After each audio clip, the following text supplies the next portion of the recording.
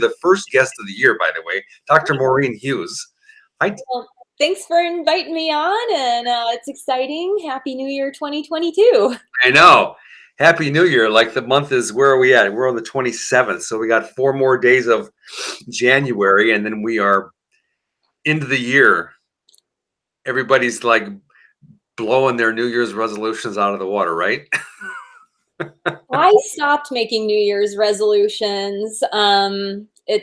We were chatting a little bit earlier, and one of the concepts that I really enjoy from the Japanese is something called kaizen.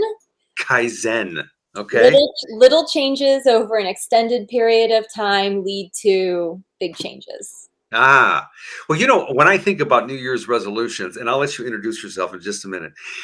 I think about that it's like one thing that I'm gonna like turn a new leaf, or something like that. It's not really about goals so much, but I like this little steps at a time. And I think that that's pretty much what life is about. I mean, a long time ago, one of my teachers used to talk about how life is, we're just moment to moment to moment to moment to moment, and it's always a new moment. And, anything can happen unless we interfere and make something different happen.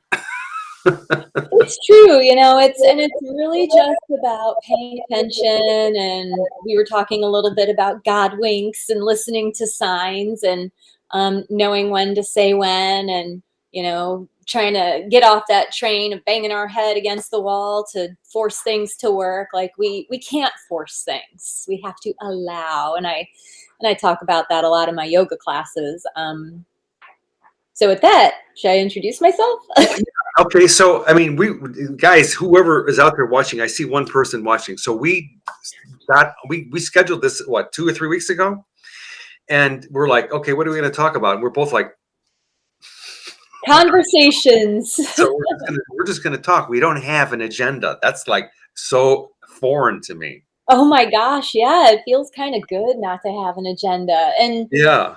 that's been a good portion of my being over the past year and a half is letting go. I've been so goal oriented for so long that I never really allowed myself to fully live.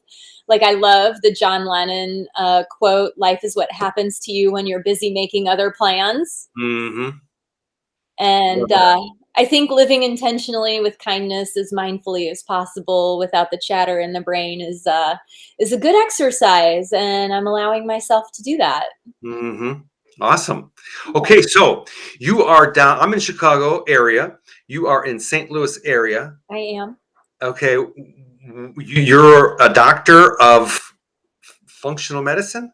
Which one? Okay, so my PhD is actually in biology and biomedical sciences That's right. from Washington University. I studied immunology, more specifically how the immune system develops, how T cells and B cells go through a process of generating receptors. That process is called VDJ recombination. So mostly I'm a molecular biologist. I love molecular biologists, by the way. It's an interesting skill to have. Actually, It's a thing I have.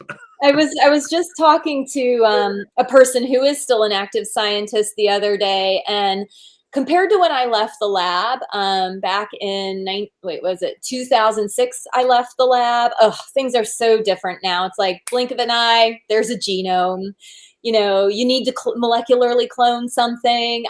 You phone someone and they have it to you the next day. A lot of the time that I spent in the laboratory is absolutely functionally obsolete now. It's all been taken over by machines. Yeah, I wouldn't know that, but yeah, I can just imagine. Absolutely. So you studied microbiology. I'm mostly an immunologist, so I studied the immune system, but there was a period of time where I did laboratory rotations through the microbiology department at Washington University.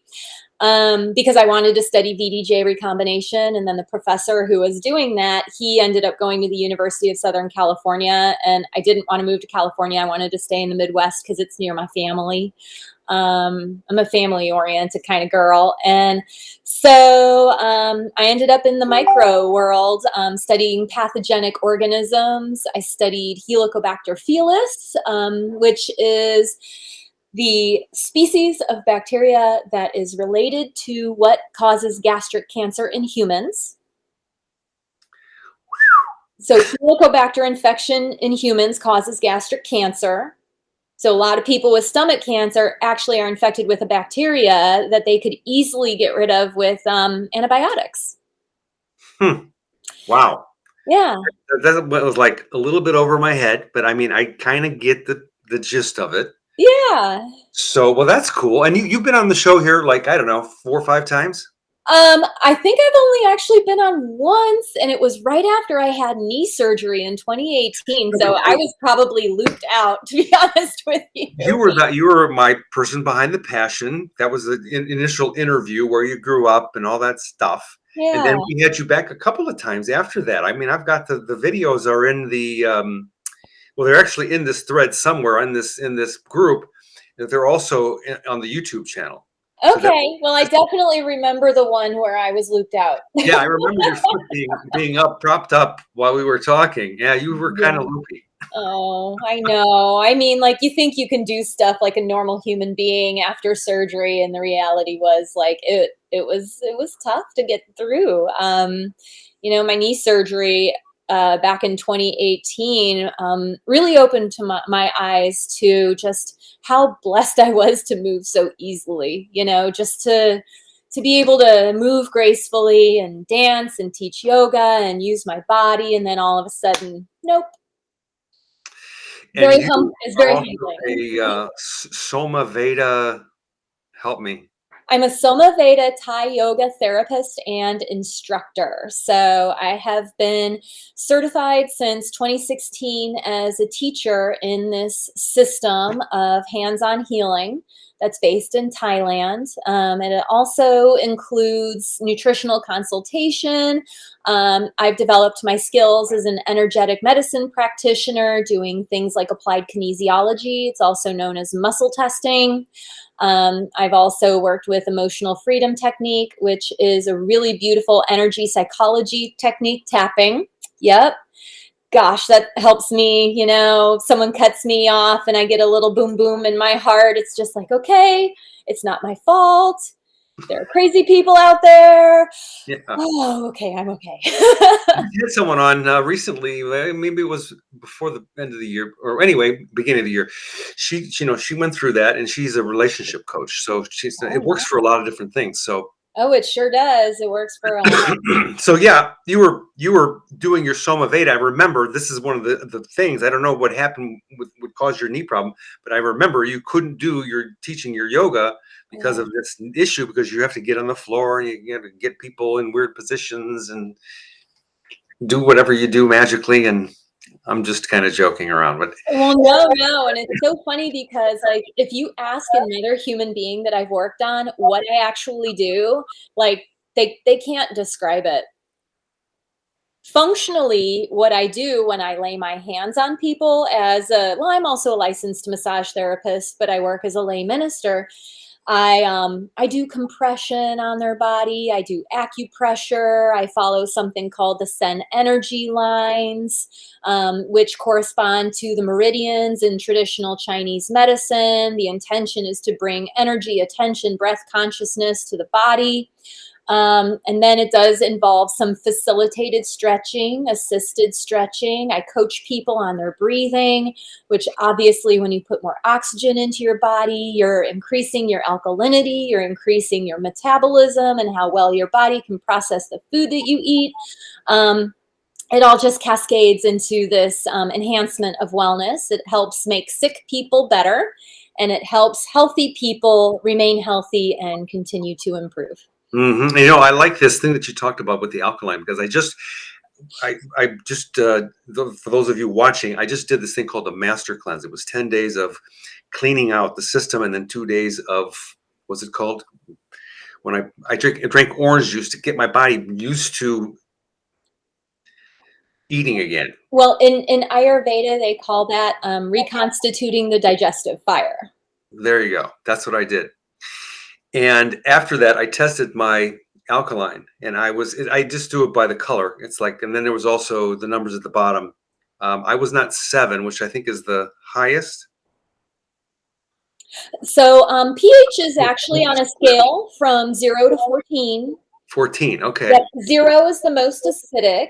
Our hydrochloric acid in our stomach is actually close to 0. It is such a strong acid, and that's what's necessary to break down the food that we eat so it can be assimilated into our body. And then 14 is the high end of the scale, and that's like lye soap is a 14. Our blood, and we are the most efficient biomechanically, I guess we could say, metabolically speaking, at pH 7.4. Okay. 7.4. I was just below. 7.4 is optimal. So I was, yeah. And so it's what if I want to get this right. So acidic is a no. Alkaline is a yes. Well, what's interesting, Balance. there's exceptions to every rule, right? Okay. So I'll tell you a little bit about the exceptions. Now, there are some people who have cancer who, for whatever reason, metabolically screen more alkaline than acidic. There's Okay. a healthy range, though, and if you're in that healthy range, you're doing good. Okay. And that healthy range is anywhere between like 6.8 and 7.4. But some people naturally tend to acidity, and some people tend towards alkalinity, independent of what they consume. Hmm. Okay. All I remember is that on my little test strip, and I have to pee on it, and Mhm. then it turns a color. And Yep. there's a little chart on the box, and it's kind of light color, like the skin color I have, Yep. all the way up to sort of I don't know, not dark green, but greenish green. Yeah. Well, And it's really good that we're talking about this because I think that a lot of people are mystified about how the human body works. yeah, And we all really are trying to do the right thing, and we want to live long, healthy lives. We want to, have our longevity. We want to live to be 95, 100 years old and be functional. The whole entire time, we don't want to do that pretty typical standard American slow decline in and out of the hospital, heart failure, congestive heart disease, exactly. diabetes, they call that metabolic X syndrome. Yeah, yeah. It's reversing aging is a great thing to do. There's a whole field of research called biohacking. Um, and there's some great companies here in St. Louis that help people do that physically as well as nutritionally. The type of work like my ex-boyfriend, Dr. Matthew Flory, does with functional medicine, clean out the gut, retool the gut flora, get things working again. There's a certain amount of damage that gets done. Is it reversible? It depends if you're doing the right work to reverse it. Hmm. Yeah, and I think that you're right about this, that we're mystified. We are mystified how the body works, and we do a lot of things that we see, whether it's on TV or social media or in a magazine or wherever, books that we've read, and there's so many different, like, do this, do this, do this. I mean, it's just like, really? Especially for the people that don't know. So Yeah. this whole thing, so the whole keeping the body in the balance of the alkaline, that's part of it, and isn't it? Well, the easiest way to keep the body alkaline is to not eat processed foods. Bingo. That's a good. Period. And a lot of people say that meat can tend to acidity. Years ago I learned about something called Eat Right for the Blood Type. I don't know if you've ever heard this book. It's by Dr. Diadamo, and everyone in my family is type O blood. So Really? my dad's O positive, my mom's O negative, my brother's O positive, and I'm O negative. But O type blood is treated the same no matter what the rhesus factor is. I'm a universal donor. My dad and my brother are almost universal donors, but O negative is a pretty rare blood type, not as rare as some others. O positive is more common because just having that positive rhesus factor brings you up in the rankings of commonality. But O type blood, if you read this book, it's like eat a ton of red meat. Really? Deer, bison, elk, beef. Of course, you have to make sure it's sourced well. We don't want to eat unhappy cows, Right. you know, and then we don't want to eat cows that are pumped full of antibiotics, because all of that energy and all of that toxicity can go into our bodies, right? Right. But I have found over the years, like every time I've tried to go strict vegetarian, I don't feel right. I Hmm. get anemic. One way to test for anemia is to just pull down your eyelids, and if they're really, really white, yeah, you might be mildly anemic. So yeah, I think sourcing, quantity, quality, we need healthy fats, right? So if you want to source it through omega-3 pills, or if you want to eat salmon or other, sustainably fished sea goers, then that's your Mhm. choice. But yeah, this book goes into some really interesting things. It's like, okay, we know that tilapia. Okay, so here's the thing: the most common whitefish that's served in restaurants right now is tilapia, It's a and bottom feeder. They and they this feed it poop, I think. well, feeding a fish poop isn't necessarily the worst thing in the world. It depends where the poop is coming from, number one. It's But good I went to China back in 2010. The way where my life led me, I actually had a job interview in China for a company that they were going to start an outlet in California, and I was going to be like head of sales, national sales manager for this company. And I was like, okay, this is great. Timing didn't work out, and I was driving in the car with the person who was taking me to the interview, and he was like, you see the little things on the side of the road there? They were basically like little ponds on the side of the road. And I'm like, yeah. He's like, that's where we grow our fish for the United States. What? He's like, don't People pee or poop in those don't pots? ever eat tilapia. That's what he said to me. Don't ever eat tilapia. Oh my gosh. And I was like, okay, I'll listen to you. That's Well, fine. I used to eat tilapia, and I haven't had it for maybe 5 years or more. Mhm. Uh, but I don't know. Is it bad for us? I mean, if you're eating fish that was grown on the side of road in China, like you got to imagine all of like the fuel, petroleum, like who knows what's in those Yeah, animals. it's hard to know. And I've seen the stuff that I used to get. I remember they were mostly farm raised somewhere in South America. Here's the deal, what animals are eating are going to create the constitution of the animal, right? So if you have a happy little pig roaming free, wallowing in its poop with its friends, rolling around happy, it's getting fed quality food. I would probably eat a little bit of that. I generally stay away from pork though, like digestively, it's like a part of the blood type diet. Like I'm not supposed to eat pork. So I limit my pork intake. But for other people who maybe that works for them, happy animals, that's like good energy, Hmm. and I definitely believe that animals that are slaughtered for like kosher animals, like the kosher way, Hmm. and I think the Muslims, they call it halal. Like there's a very beautiful ceremony that happens when the animal is released from its life and is chosen to nourish the people. Hmm. um yeah, but that's just me. For the vegetarians out there and the vegans out there, God bless you. I hope that, not eating animals like makes you feel good. Like we should never feel guilty about what we're eating. Hmm.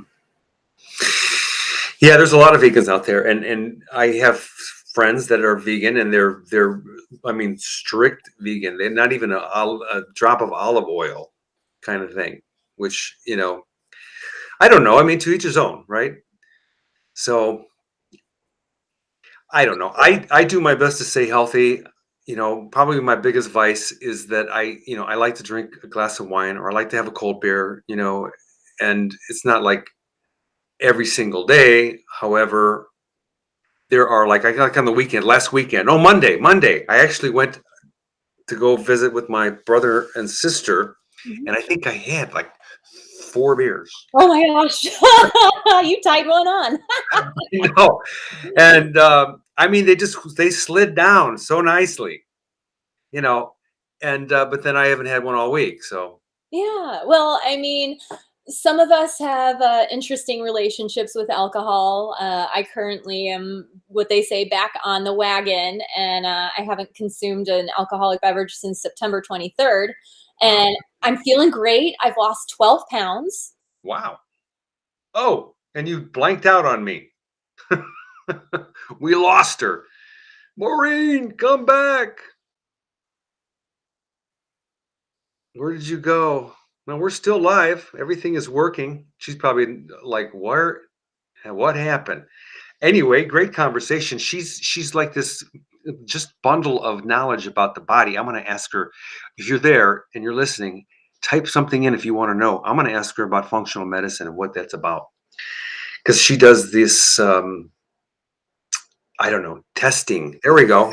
You're back. You're back. And did our appointment. Oh, weird. Okay, I'm back. You're back. Right. Yeah, well, if I'm not really the functional medicine expert. I just happen to be one for 3.5 years. Okay, you know a lot about it. Oh, I can tell you whatever you need to know about it. Absolutely. How were you able to hear me? I thought you were blanked out or something. So I just rejoined the meeting. Oh, okay.